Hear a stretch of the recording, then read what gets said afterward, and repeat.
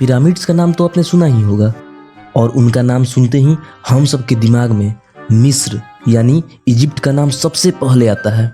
और ये स्वाभाविक है क्योंकि यही एक जगह है जहां सबसे ज़्यादा पिरामिड्स पाए जाते हैं। पर क्या आपको पता है कि ये पिरामिड्स अपने अंदर कितने रहस्य लिए बैठे हैं? अगर नहीं पता तो इस वीडियो में आपको हर एक पहलू के बारे में बताया जाएगा। तो आइए जानते हैं उन सभी रहस्यों के बारे में।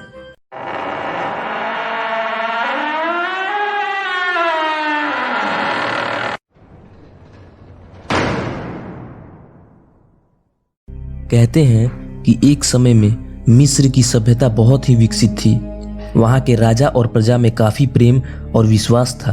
वहाँ के लोगों का मानना था कि मरने के बाद इंसान दूसरी दुनिया में चला जाता है और यही वजह थी कि प्राचीन मिस्र के लोग अपने राजा के मृत्यु के बाद उनके शव को दफनाने के साथ साथ जरूरी चीज़ें जैसे राजा के आभूषण, उनके हथियार, खाने पीने की चीज़ें और बर्तन तक दफना देते थे।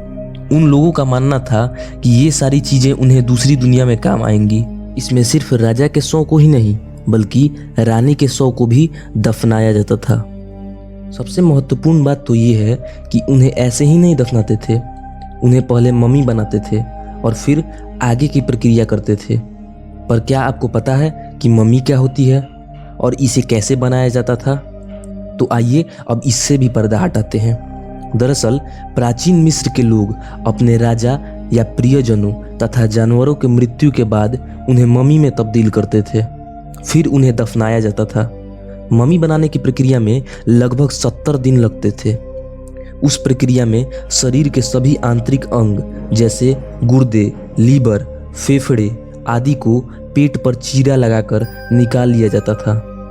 फिर शरीर को सुखाया जाता था जिसके लिए उसे नमक से ढक कर रखा होता था ताकि उसकी सारी नमी खत्म हो जाए। फिर उस शरीर पर तमाम तरह के लेप लगाकर पट्टियों और कपड़ों से लपेटकर सुरक्षित रखा जाता था और वही मम्मी हमें आज प्राप्त होते हैं। इसी के साथ हम आपको ये भी बताते चलें कि केवल मिस्र यानी इजिप्ट में 10 लाख से ज़्यादा मम्मियाँ पाई गई हैं। इन सारी बातों को जानने के बाद हमारे दिमाग में एक और प्रश्न हिलोरे मारने लगता है कि आखिर ये मम्मियाँ बनाई क्यों जाती थी? दरअसल प्राचीन मिस्र के लोग पुनर्जन्म में विश्वास रखते थे। उनके अनुसार अगर किसी व्यक्ति का दोबारा जन्म होता है तो वो वापस से उसी सुरक्षित रखे हुए शरीर को प्राप्त कर सकेगा। और कहीं न कहीं यही कारण था कि लोग अपने प्रियजनों और जानवरों के शव को मम्मी का रूप देकर सुरक्षित रखते थे। उन मम्मियों को दफनाने के लिए ताबूत का इस्तेमाल किया जाता था जिस पर ढेर सारे मंत्र और श्लोक लिखे जाते थे और फिर इन सब के हो जाने के बाद धर्मगुरु पूरे इज्जत और मंत्रों के उच्चारण के साथ उसे एक चबूतरे पर स्थापित करवा देते थे।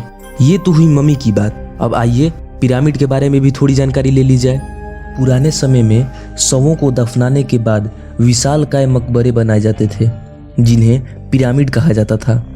इन पिरामिडों का आकार त्रिभुजाकार होता था जिन्हें प्राचीन मिस्र के लोग बहुत ही बड़े बड़े चट्टानों को काटकर बेहद खूबसूरती के साथ तथा मजबूती के साथ बनाया करते थे।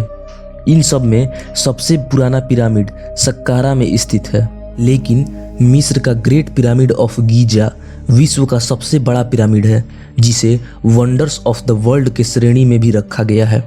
इसकी बनावट सबसे अलग और अद्भुत है।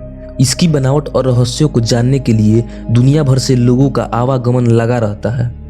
पिरामिड बनाने के लिए सबसे पहले विशाल चट्टानों को जमा किया जाता था, फिर ऐसे मजदूरों को ढूंढा जाता था जो पिरामिड बनाने में माहिर हों। इन्हें मजबूती देना बेहद ही जरूरी था क्योंकि पिरामिड के केंद्र में रखे गए मम्मी के साथ बेशकीमती खजाने भी दफनाए जाते थे।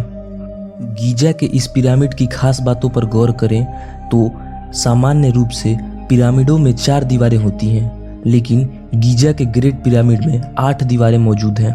आपको लग रहा होगा कि इसमें क्या खास है, लेकिन हम आपको बता दें कि उस समय का आर्किटेक्चर और गणित बहुत ही ज़बरदस्त था और इसी वजह से इसे कुछ ऐसे बनाया गया है कि 8 दीवारें केवल वसंत और शरद ऋतु के सूर्यास्त के वक्त ही दिखाई पड़ती हैं, जिससे हम साफ तौर पर कह सकते हैं कि प्राचीन मिस्र की सभ्यता के लोग गणित और सूर्य चक्र के महान ज्ञानी थे। वैज्ञानिकों का मानना है कि पिरामिड के अंदर किसी प्रकार की तरंगे काम करती हैं, जिसके कारण उसके अंदर रखी चीजें जैसे पानी पीने या उसके अंदर बैठने से रोगों का खात्मा हो जाता है।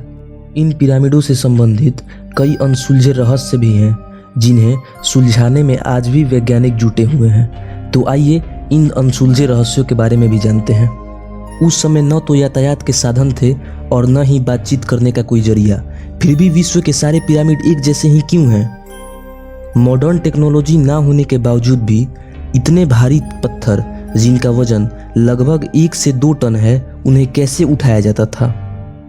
भूकंप या किसी भी प्राकृतिक आपदा का उन पर कोई असर नहीं होता, ये ज्यों के त्यों ही रहते हैं। उस वक्त के लोगों को पिरामिड बनाने की विधि कैसे और कहां से मालूम हुई? कहीं उन पिरामिडों को एलियंस ने तो नहीं बनाया? हमें कमेंट करके जरूर बताएं। तो आज के इस वीडियो में इतनी ही जानकारी। अगर आपको वीडियो अच्छी लगी हो तो लाइक करें, हमारे चैनल को सब्सक्राइब करें और इसे अपने दोस्तों के साथ भी शेयर करें ताकि उन्हें भी ये जानकारी मिल पाए। तो मिलते हैं अगले वीडियो में, तब तक के लिए नमस्कार।